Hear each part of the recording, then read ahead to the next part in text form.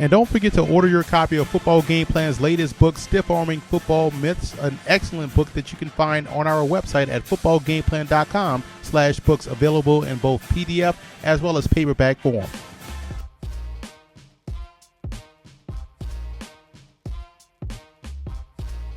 For the Buccaneers in this ball game, you want to spread that Saints defense out. I wouldn't be afraid to go 3, 4, and sometimes empty sets. You want to force those individual matchups, and that's how the Bucs can have success in the passing game. And you have to be able to identify the offensive personnel of the New Orleans Saints. One thing that you can pick up real quick is that they do not run to the side that Jimmy Graham is aligned to. They're going to always run the football opposite of where he is in the formation. And you have to win in the red zone. 7 instead of 3 versus the New Orleans Saints. That's what got you in trouble last year in Tampa. You have to put the ball in the end zone if you want to beat New Orleans. And for the Saints, third down defense is going to be key. They have to be able to get off the field versus Tampa. They're struggling right now with their third down defense. That can't happen this week versus the Bucs. And you have to send pressure to get pressure. The Saints are not getting pressure on the quarterback. If you can't get it with your front 3 or front 4, you want to get extra pressure going. So you have to be able to blitz against Mike Glennon. He's not going to get off the spot, and that way you can get him on the ground. And on offense, you have to treat Brandon Cooks, the rookie, as a receiver and not as a specialist. Don't force him into situations that are predictable, like your tunnel screens, your smoke screens, bubble screens, slip screens. Allow him the wide assortment of routes you give the other wide receivers. Then you can feature him on specialty plays later on in the game.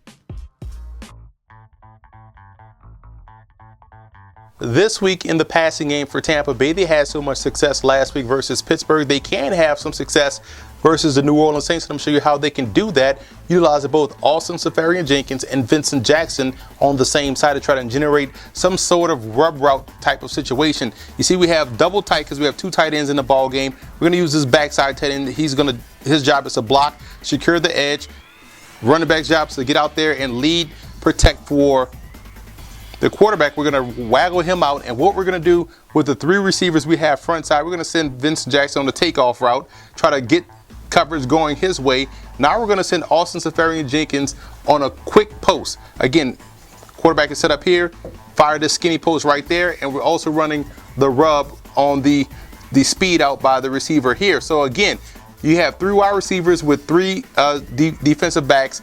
One is going to get caught in the wash, and whichever one gets caught in the wash, that's the one you want to go with the football to. My suggestion, you want to try to hit the big play first, then work your way separate down your progressions, which would be Seferian-Jenkins and the speed out. Or worst case scenario, everyone takes off, you have freedom to run up and get some positive yardage. So that's one way the Bucs can generate a big play in the passing game this week versus New Orleans.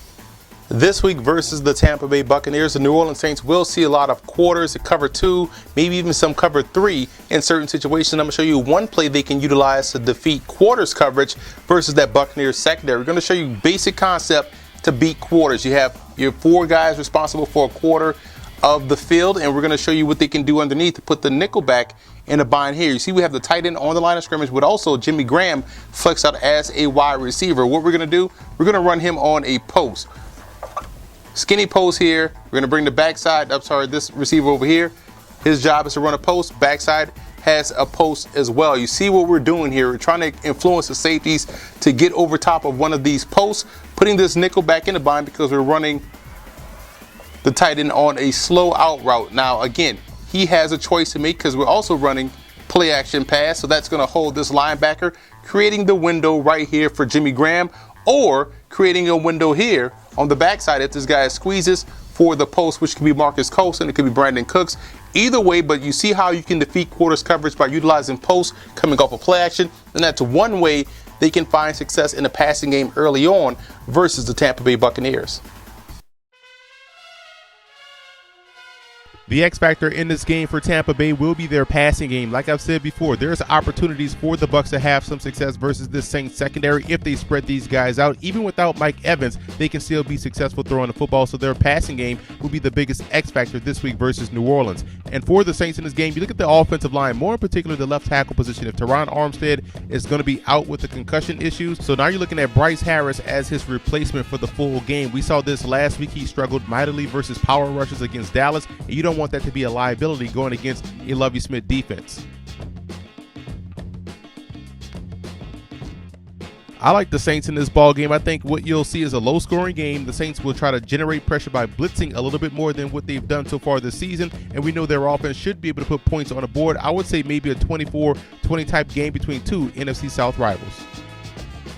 What's up, fantasy football fans? I'm Emery Hunt, the czar of the playbook. For all of your starts, sits, fantasy football notes, news, and tidbits, tune into our podcast, Football Game Plan Starting Lineup, every Wednesday at 8 p.m. Eastern Time on our Football Game Plan Radio Network, which is located at blogtalkradio.com/footballgameplan. And don't forget to check out Football Game Plan's NFL Wraparound live every Sunday at 9 a.m. Eastern Time at blogtalkradio.com/footballgameplan, where we give you all of our late-minute and last-minute notes, news, and tidbits and thoughts on each and every game on the NFL schedule. And also want to give a huge shout out to Saint fan forums and Buck fan forums for always showing Football Game Plan support.